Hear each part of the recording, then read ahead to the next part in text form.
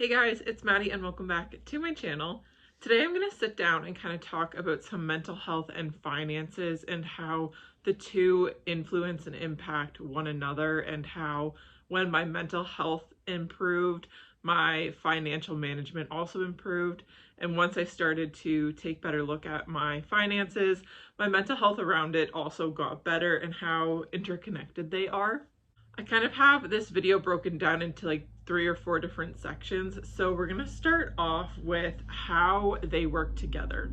I saw this flowchart online and it started with mental health problems, and mental health problems make it harder to earn, spend, save, and manage your money. And then that leads to financial difficulty, and financial difficulty can cause stress and anxiety, and also make those two factors worse by leading to you not having your essentials covered in day-to-day life, and then that leads to more mental health problems. So I kind of look at it like a chicken and an egg situation, like what came first, the low mental health or the poor financial management, because both can start the domino effect and both can influence and impact the other. I want to move next into what can trap you into the cycle and what factors influence it the most. So the first is feeling the need to buy products that will fix you. This might be like self-help books, different journals or journal prompts, supplements that will help your brain and your like balance those. Like I've seen a lot of like the nootropics and things like that that are kind of pushed to help improve your mental health, but they are quite pricey. And also just like wellness products, things that you think are going to help improve your mental health, and they very well could, but they usually come with a pretty big price tag, and it's a lot of like external factors that you're trying to improve, which may help occasionally, but it's the constant need to try to fix yourself and thinking that there is something wrong with you, and that buying more things is going to solve your depression, anxiety, mental health issues. On the other hand, is spending money on mood lifting products, such as things that you find interesting, new hobbies you want to try. But I found it was like once I bought one thing, I wanted to buy more. And that one, like the next product is what's going to fix me. It's always chasing the high of the next product and having your hopes up high for that next product to fix you, and thinking that it's going to make you happy, that if this is going to turn your whole mood around, this is going to be the be all product or item that changes you, changes your mood, makes you happy. And after this one, then I'll stop buying. Like this next thing, that's going to be my last one. And after that, then it'll be different, which is again like a never ending cycle. If you are starting to look into your mental health and want to start to improve it, it can be expensive and it can be daunting. It can be scary. Like therapy can be expensive. Getting medication can be expensive if you don't have insurance. Taking the time off of work to go to therapy or doctor appointments, you're losing out on money that too. So there's kind of a balance there. Finding what is within your limits and available to you, and what you're comfortable allocating money to. And like therapy is freaking expensive. It's like in my area, like $175 for a 50-minute session. And if you are seriously struggling with your mental health and maybe need a couple sessions a month, that is a lot of money going out, and it's worth it. Don't get me wrong, therapy is always worth it, but it just might be necessary to like adjust your budget a little bit and to figure out if it's feasible for you, or finding options through like your employer, or if there's things in your town that is being offered, just seeing what resources are available to you.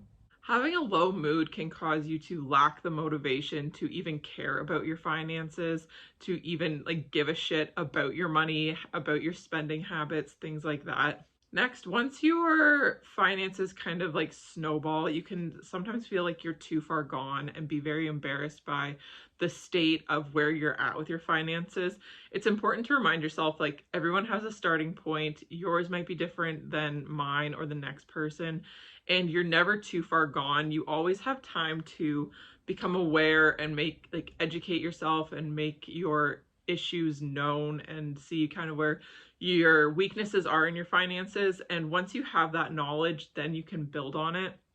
But just don't get too far down on yourself. There is always time to change it, to turn it around, and to find tools and ways to manage what financial state you're in right now. And you just need to find somebody who will help you. You don't even have to find someone. You can do it on your own. You can look up like YouTube videos or like listen to podcasts, find books. Just allow yourself some space and some understanding when you go into this new chapter of realizing what you need to do for your financial well-being. If you struggle with mental health, there might be days where you can't get out of bed, and that might lead you to missing some days of work. And then obviously if you're not at work, you don't get paid for it. And your work quality can also suffer if you're not completing different tasks or getting things done, which ultimately might lead to you being fired or let go from your job, which can also obviously impact your financial well-being drastically. And as I've mentioned earlier, finances can lead to more mental distress and the feeling of overwhelm, and you just don't know where to start. So sometimes when you don't know where to start, you just don't start at all. But taking a tiny step is better than no step at all. And then into my next point is things that I've noticed in my finances that have improved once I started taking care of my mental health. And one being, I now have the capacity to learn and to be interested in my finances instead of being stuck in that depressive and anxiety inducing state. I now have a little bit more clarity and mental capacity to look into my finances and being able to separate my emotions when it comes to my finances, which kind of leads into my next point being I can look at them with curiosity and not in a judgmental way, but more in a way of like just being non-emotional when it comes to my finances and not beating myself up for how bad it's gotten, how far I've let myself go, things like that. And having the confidence to look at my finances. If you don't feel very confident in that area, you might leave bills unopened. You might not look at your financial statements. You might just kind of avoid and deflect the responsibility it comes to finances. But when you have the confidence to like tackle it and take it on, then you do so with just like I said before, very non-emotionally and just kind of, this is what it is, this is what I can do, this is what I can't do, this is what is and isn't in my control, and you just go into it. And finally, just to kind of wrap things up, it's important just to start small. Do one thing that you normally wouldn't do, such as opening a bill, looking at a past financial statement, maybe tracking your expenses or creating a very like soft budget, or just seeing how much money is actually in your accounts and where that money is being held, how much you're actually earning versus what you're spending. Find one spot that you can insert a new habit or a new routine and just stick with that with a couple of months. Get your grasp on doing that, doing one thing at a time, not trying to completely overhaul the past few months and start completely fresh, because that might set you back and do more harm than good. But try to find one point where you can like just intersect just a little thing. So what I do when I get my financial statements now, I actually print it off and highlight different like categories of my spending, and then total it all up and just see where my money is going each month. And that's where I started. I think it's a really great place just to know what you're spending your money on and where a lot of your paycheck is going. And if you feel like you do need some assistance, don't be afraid to reach out to your bank and to your credit card company and ask if you can schedule like a payment plan. And a lot of people don't know this, but you are allowed to ask to renegotiate your interest rate. Just call up your bank and ask them, like, what's the worst that's going to happen? They're going to say no.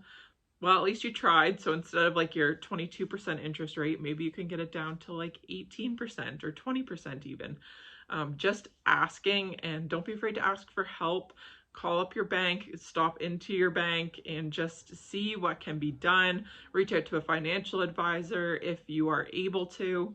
That is it for this video. I hope you enjoyed it, and I hope you got maybe some like comfort out of this, just knowing you're not alone, maybe some tips and tricks, something that helped you realize that maybe this is what's going to start your financial well-being and mental health journey. But it is a journey. I don't like that word. I don't like journey, but it is. Like, it's not a one-time thing. Like, you're always going to have finances to worry about and to deal with and to handle, but you can do it. And just start small, pick one place, and don't try to do a 360 right away, right off the beginning. Just give yourself some grace, be understanding, be compassionate. But anyways, I will see you guys in my next video. Bye.